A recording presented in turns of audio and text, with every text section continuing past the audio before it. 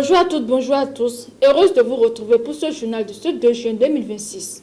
Au sommet au Sénégal, le divorce est consommé.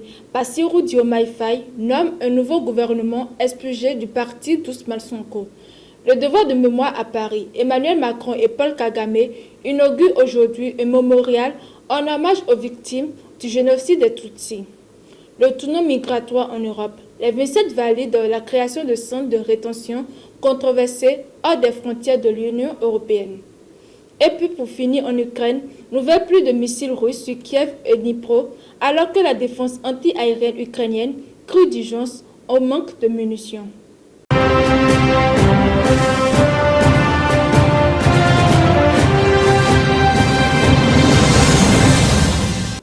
Ouvrons cette édition au Sénégal où la rupture est désormais officielle entre le chef de l'État et son ancien Premier ministre. Cette décision intervient 11 jours après le limogeage de ce dernier, devenu depuis président de l'Assemblée nationale. Le nouveau cabinet comprend 30 ministres et est présenté comme un gouvernement de mission et d'obligation de résultats. Plusieurs personnalités proches du président ont été reconduites ou promues, notamment dans les secteurs économiques et stratégiques. Le parti PASTEF a annoncé son refus de participer à cette nouvelle équipe gouvernementale, évoquant des désaccords avec la présidence. Cette rupture marque une nouvelle étape dans les tensions qui opposent désormais les deux anciens alliés politiques. Toujours en Afrique, le président rwandais Paul Kagame est attendu ce mardi à Paris pour inaugurer aux côtés d'Emmanuel Macron un nouveau mémorial dédié aux victimes du génocide des Tutsis de 1994. Le président rwandais Paul Kagame est attendu ce mardi sur les bords de Seine aux côtés d'Emmanuel Macron. Ensemble, ils vont inaugurer une stèle dédiée aux victimes du génocide des Tutsis de 1994. Une étape hautement symbolique qui vient consolider le rapprochement amorcé entre la France et le Rwanda ces dernières années autour du travail de mémoire sur le rôle de Paris durant la tragédie. En Europe, l'Union européenne franchit une nouvelle étape dans le durcissement de sa politique migratoire.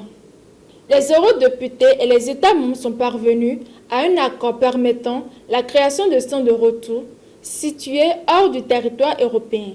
Ces structures accueilleront les migrants déboutés de droit d'asile avant les expulsions définitives. Plusieurs pays européens, notamment le Danemark, l'Autriche ou encore l'Allemagne, étudient déjà différentes options pour accueillir ces centres dans des pays partenaires.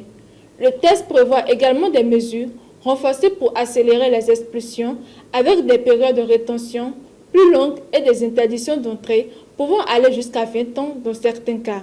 Si les défenseurs du projet y voient un moyen de mieux contrôler l'immigration irrégulière, les organisations de défense des droits humains dénoncent pour leur part un recul historique des garanties accordées aux migrants.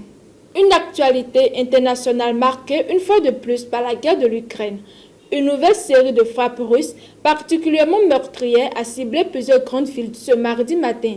Des missiles balistiques ont frappé Kiev et Dnipro, faisant au moins 9 morts et plus de 50 blessés. La pression militaire s'accentue. Kiev estime que plus de 8000 drones à longue portée ont visé son territoire rien qu'au mois de mai. Face à ce déluge de feu, l'armée ukrainienne s'inquiète ouvertement de l'épuisement imminent de ses stocks de défense anti-aérienne, tandis que sur le front diplomatique, les négociations de paix restent totalement gelées.